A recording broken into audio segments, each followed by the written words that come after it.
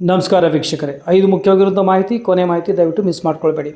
So ಮೊದಲನೇದು, neat ಮತ್ತೆ ಪರೀಕ್ಷೆ ನಡೆಸ್ತಾರಾ ಅನ್ನೋ ಒಂದು ಮಾಹಿತಿ ನೋಡಿ. ಅಫಿಷಿಯಲಿ ಯಾವುದೇ ರೀತಿ ಅನೌನ್ಸ್ಮೆಂಟ್ ಆಗಿಲ್ಲ.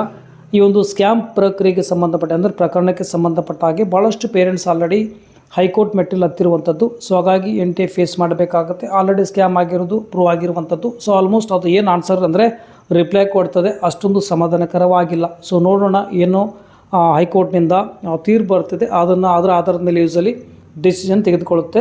ಬಟ್ ರೀನೀಟ್ ಆಗುವಂಥ ಸಾಧ್ಯತೆ ಇಲ್ಲ, ಯಾಕಂದರೆ ಒಳ್ಳೆ ಅಂಕಗಳು ತೆಗೆದುಕೊಂಡು ವಿದ್ಯಾರ್ಥಿಗಳಿಗೆ ಅನ್ಯಾಯ ಆಗುವಂಥ ಸಾಧ್ಯತೆ ಇರೋದ್ರಿಂದಾಗಿ ಸೊ ಏನು ಡಿಸಿಷನ್ ತೆಗೆದುಕೊಳ್ಳುತ್ತೆ ನೋಡೋಣ. But any official notification, announcement ಅಥವಾ ಯಾವುದೇ ಸೋರ್ಸಿಂದ ಮಾಹಿತಿ ಬಂದಾಗ ಡೆಫಿನೆಟ್ಲಿ ನಾನು ನಿಮಗೆ ಶೇರ್ ಮಾಡ್ತೇನೆ.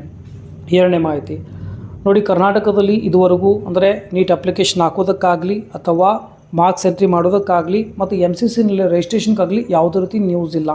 ಓಕೆ, ಭಾಳ ಜನ ಸ್ಟಾರ್ಟ್ ಆಗಿದೆ ಅಂತ ಒಂದು ಸುದ್ದಿ ಹಬ್ಬಿಸಿದ್ದಾರೆ, ಒಟ್ಟಾಗಿ ಸ್ಟಾರ್ಟ್ ಆಗಿಲ್ಲ, ಡಿಲೇ ಆಗುವಂಥ ಸಾಧ್ಯತೆ ಇದೆ.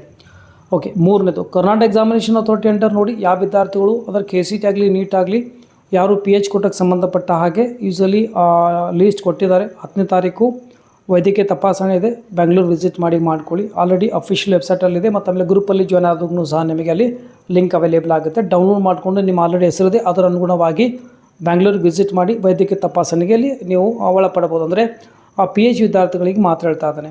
ಓಕೆ, ನಾಲ್ಕನೇದು, ಕಾಮೆಡ್ಗೆ ಸಂಬಂಧಪಟ್ಟಾಗ ಹೇಳಬೇಕು ಅಂತಂದರೆ ಸೊ ಏನು ಈ ಒಂದು ರಿಜಿಸ್ಟ್ರೇಷನ್ ಡಾಕ್ಯುಮೆಂಟ್ ಅಪ್ಲೋಡ್ ಸಂಬಂಧಪಟ್ಟಾಗ ಅಂದರೆ ಕೌನ್ಸಿಲಿಂಗ್ ರಿಜಿಸ್ಟ್ರೇಷನ್ಗಾಗಿ ಏನು ಡೇಟ್ ನಿಮಗಿತ್ತು ಅದನ್ನು ಮತ್ತೆ ಎಕ್ಸ್ಟೆಂಡ್ ಮಾಡಲಾಗಿದೆ. ಒಟ್ಟಾಗಿ ನಿಮಗೆ 11 ಜೂನ್ವರೆಗೂ ಸಮಯಾವಕಾಶ ಇದೆ. ಯಾರು ಡಾಕ್ಯುಮೆಂಟ್ಸ್ ಅಪ್ಲೋಡ್ ಮಾಡಿಲ್ಲ, ಯಾರು ಕಾಮೆಡ್ಗೆ ರಿಜಿಸ್ಟ್ರೇಷನ್ ಮಾಡ್ಕೊಳ್ಬೇಕಂದ್ರೆ ದಯವಿಟ್ಟು ರಿಜಿಸ್ಟ್ರೇಷನ್ ಮಾಡ್ಕೊಳ್ಳಿ, ಡಾಕ್ಯುಮೆಂಟ್ಸ್ನ ಅಪ್ಲೋಡ್ ಮಾಡ್ಕೊಳ್ಳಿ. ಕೊನೆಯದು, ಸೊ ಏನಿದು ನಾರ್ತ್ ಇಂಡಿಯಾನಲ್ಲಿ ಈ ಒಂದು ಸ್ಕ್ಯಾಮ್ ಆಗಿರೋ ಕಾರಣದಿಂದಾಗಿ ಭಾಳಷ್ಟು ಅಲ್ಲಿ ರ್ಯಾಂಕಿಂಗ್ನಲ್ಲಿ ಬೂಸ್ಟ್ ಆಗಿರುವಂಥದ್ದು.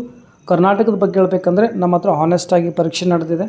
ಓಕೆ, ಯಾವುದೇ ರೀತಿ ಏನೂ ಸಮಸ್ಯೆ ಆಗಿಲ್ಲ. ಸೊ ಹಾಗಾಗಿ ನಮ್ಮಲ್ಲಿ ಕೇವಲ ನಾನು ಕರ್ನಾಟಕ ವಿದ್ಯಾರ್ಥಿಗಳು ಮಾತ್ರ ಕನ್ಸಿಡರ್ ಮಾಡಿದಾಗ ಸೊ ಕಟ್ ಆಫ್ ಅಂದರೆ ಮಾರ್ಕ್ಸ್ ಅನುಗುಣವಾಗಿ ಹೇಳಬೇಕು ಅಂತಂದರೆ ಅಷ್ಟೊಂದು ಜಾಸ್ತಿ ಆಗೋದಿಲ್ಲ ಅಂತ ನನ್ನ ಅನಿಸಿಕೆ. ಓಕೆ, ಹೆಚ್ಚಿಗೆ ಆಗುತ್ತೆ, ಬಟ್ ಅಷ್ಟು ಏನು ಈಗ ನಾವು ಎಷ್ಟೊಂದು ಡಿಫ್ರೆನ್ಸ್ ನೋಡ್ತಾ ಇದ್ದೀವಿ ಲಕ್ಷಣಗಟ್ಟಲೆ, ಅಷ್ಟೊಂದು ದೊಡ್ಡ ಡಿಫ್ರೆನ್ಸ್ ನಮಗೆ ಮಾರ್ಕ್ಸ್ ಸಲ್ಲಿಸೋದು ಬರೋದಿಲ್ಲ ಅಂತ ನಾನು ಅನ್ಕೋತೀನಿ. ಅಂದರೆ ಹಾರ್ಡ್ಲಿ 30 to 40 ಅಂತ ಅಂದ್ಕೊಳ್ಳಿ, 50 ಮಾರ್ಕ್ಸ್ವರೆಗೂ ಭಾಳ ರಫ್ ಅಂದರೆ ಜನರಲ್ ಮೇಡ್ ಸಂಬಂಧಪಟ್ಟಾಗೆ. ಆ್ಯಸ್ ಯೂಸಲಿ ನಮ್ಮ ಹತ್ರ ಕೆಟಗರಿ ಕನ್ನಡ ಇವೆಲ್ಲ ರಿಸರ್ವೇಷನ್ ಇರೋದ್ರಿಂದ ಕಟ್ ಆಫ್ ಯೂಸಲಿ ಆ ಒಂದು ಪ್ರಮಾಣದಲ್ಲಿ ಕಡಿಮೆ ಆಗುತ್ತೆ. ಒಟ್ಟಾಗಿ ಭಯ ಪಡಬೇಡಿ. ನೀಟಲ್ಲಿ ಅಂದರೆ ನಮ್ಮ ಕೇಗ್ನಲ್ಲಿ ಮಾರ್ಕ್ಸ್ ಎಂಟ್ರಿ ಮಾಡಿದ ನಂತರ ಯೂಸಲಿ ಒಂದು ಲೀಸ್ಟ್ ಬಂದಾಗ ನಮ್ಗೆ ಆಟೋಮೆಟಿಕ್ಲಿ ಐಡಿಯಾ ಬರುತ್ತೆ. ಒಟ್ಟಾಗಿ ಅದನ್ನು ನೋಡಿ ಭಯ ಪಡಬೇಡಿ, ಸಮಾಧಾನ ಇರಿ. ಯಾಕೆಂದರೆ ನಮ್ಮಲ್ಲಿ ಕರ್ನಾಟಕದ ಮಕ್ಕಳಿಗೆ ಕನ್ಸಿಡರ್ ಮಾಡಿದಾಗ KE 85% ಅಡಿಯಲ್ಲಿ ಅಷ್ಟೊಂದು ಕಟ್ ಆಫ್ ಹೈ ಆಗುವಂಥ ಸಾಧ್ಯತೆ ಇಲ್ಲ, ಭಯಪಡುವಂಥ ಅವಶ್ಯಕತೆ ಇಲ್ಲ. ಇನ್ನೇ ಅಪ್ಡೇಟ್ ಬಂದಾಗೂ ಸಹ ನಿಮಗೆ ಹೇಳ್ತಾ ಹೋಗ್ತಾರೆ. ಮತ್ತು ಸುಳ್ಳು ಮುಂದೆ ಹೇಳಲಿ ಮತ್ತು ಇನ್ನೊಂದು, thank you very much all parents. ಯಾಕೆಂದರೆ ಮ್ಯಾಕ್ಸಿಮಮ್ ಜನ ನನ್ನ ವ್ಯೂವರ್ಸ್ ಆ್ಯಕ್ಚುಲಿ ಪೇರೆಂಟ್ಸ್ ಇದ್ದಾರೆ.